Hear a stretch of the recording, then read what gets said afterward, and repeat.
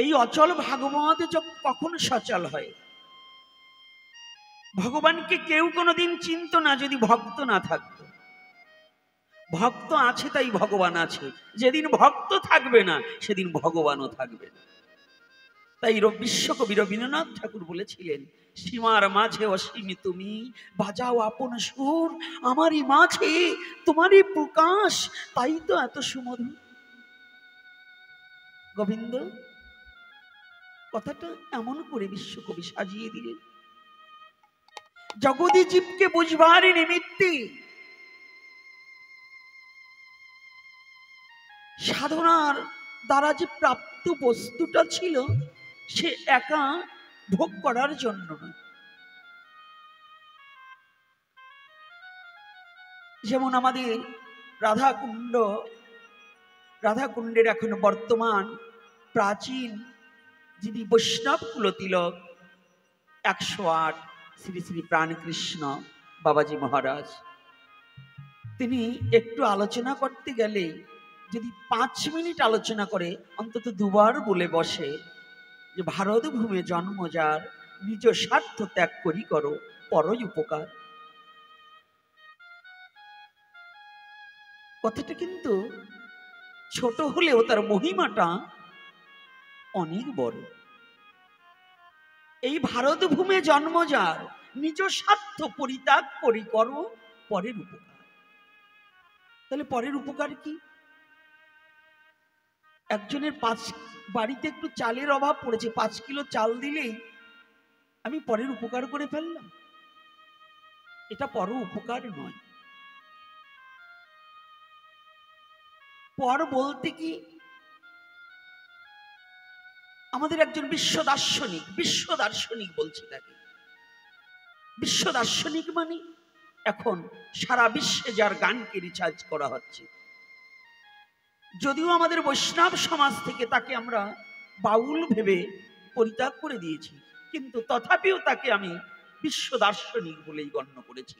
কারণ যার প্রতিটা পদে পদে আত্মচৈতন্যবোধ জ্ঞানের কথা উদ্ভাসিত হয়ে উঠেছে তিনি হচ্ছে সাইজি লালন।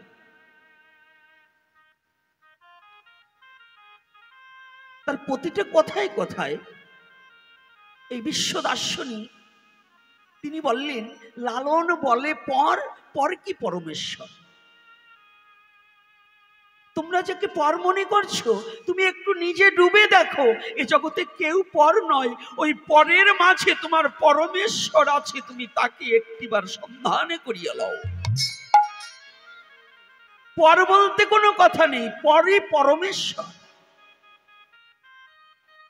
পরের মধ্যেই পরমেশ্বর লুকিয়ে আছে। আর সেই কথাটাকে বিস্তারিত আমাদের উপকার করার জন্য বিশ্বকবি রবীন্দ্রনাথ ঠাকুর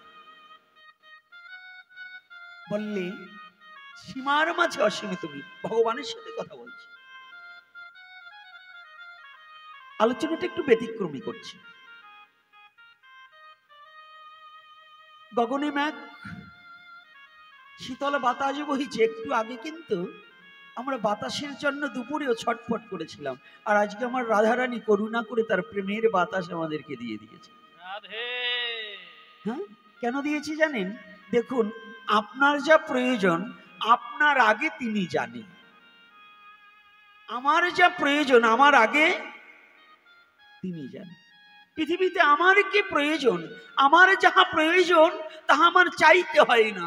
বিশ্ব জগতে যদি কেউ ভগবানের কাছে চায়, যারা চায় তারা বোকার রাজ্যে বসবাস করছে, তারা বোকা। বোকা ছাড়া ভগবানের কাছে চায় না কেউ। যারা বোকা ওরা ভগবানের মহিমা সম্বন্ধে কিছুই জানে না, তাই চায়। আর যারা চতুর তারা ভগবানের কাছে কিচ্ছু চায় না।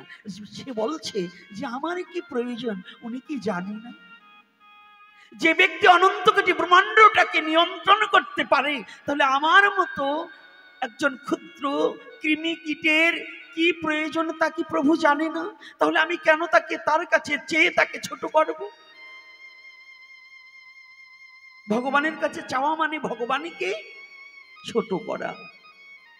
এজন্য শুদ্ধ কৃষ্ণ ভক্ত যারা একমাত্র, বাবা ফ্যানটা কিন্তু দিতে হবে, একমাত্র চাওয়া যে গোবিন্দ জন্ম জন্মান্তরে তোমার কাছে না ধনং না জনং, আমি ধনজন পরিজন আত্মীয় স্বজন কিচ্ছু পৃথিবীতে চাই না, শুধু একটিবার তোমার আর তোমার ভক্তের চরণ সেবার যোগ্য করে দাও।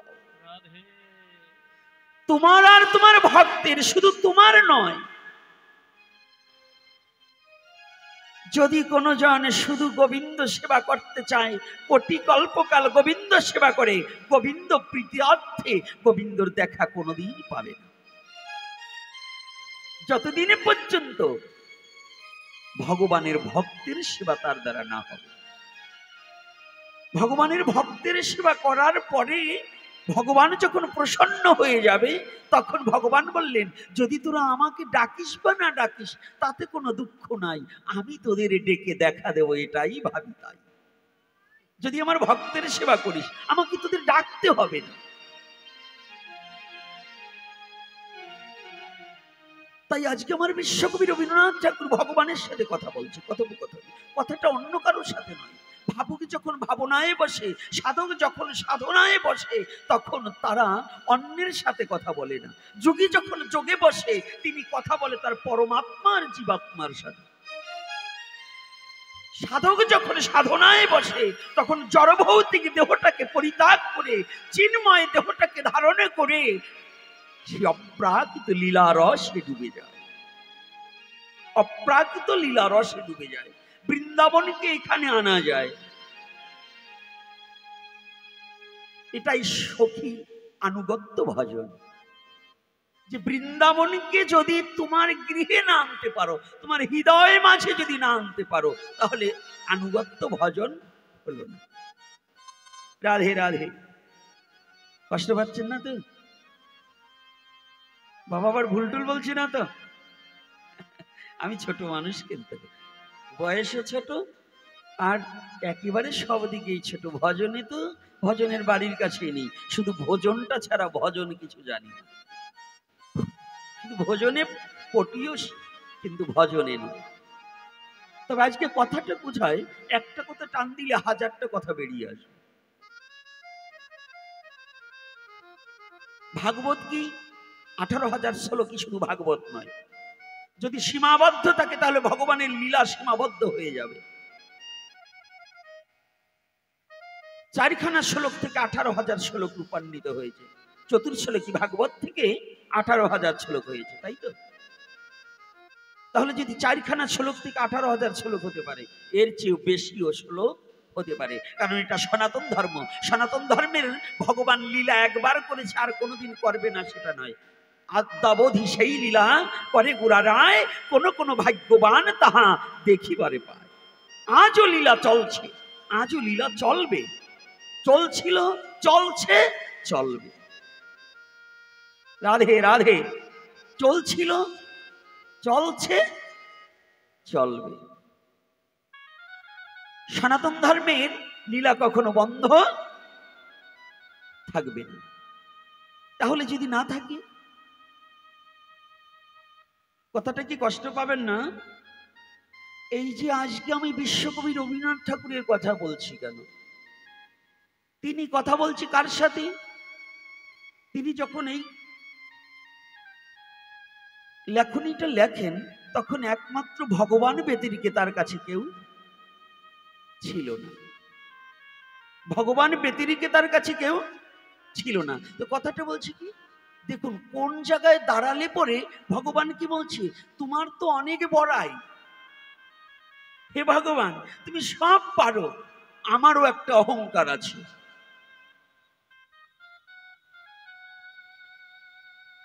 সে অহংকারটা কি জানো? ও দয়াল, সীমার মাঝে অসীম তুমি, বাজাও আপন সুর। সীমাটা কি জানো গোবিন্দ? আমার সীমানাটা হচ্ছে আমার এই 3.5 হাত দেহটার মধ্যে তুমি লুকিয়ে আছো অসীম অনন্ত। তোমাকে আমি কখনো, তুমি অসীম, সীমার মাঝে অসীম, তোমার কোনো সীমা নাই। আমার সীমাটা শুধু 3.5 হাত দেহ, আর তুমি হচ্ছে অসীম।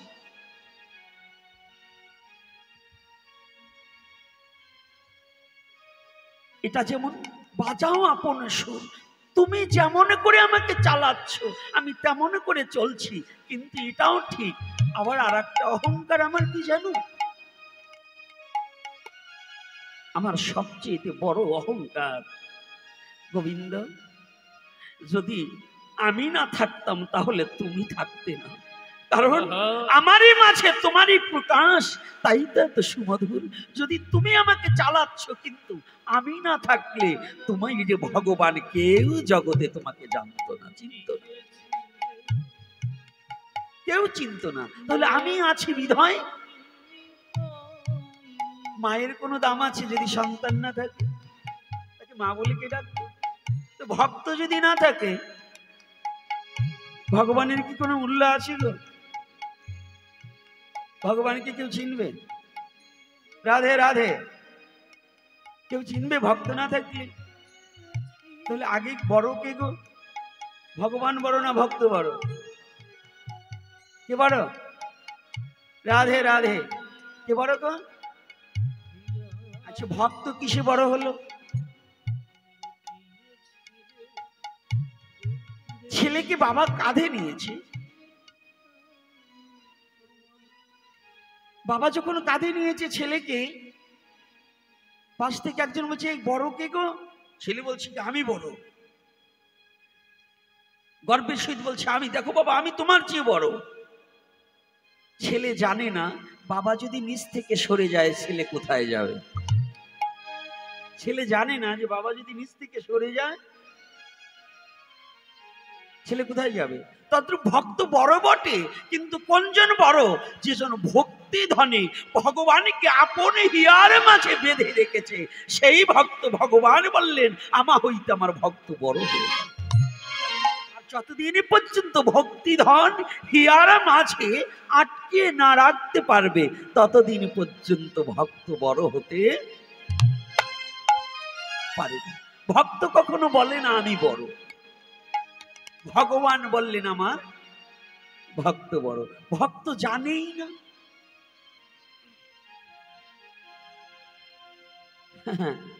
কায়দা আছে এখানে, কোথায়?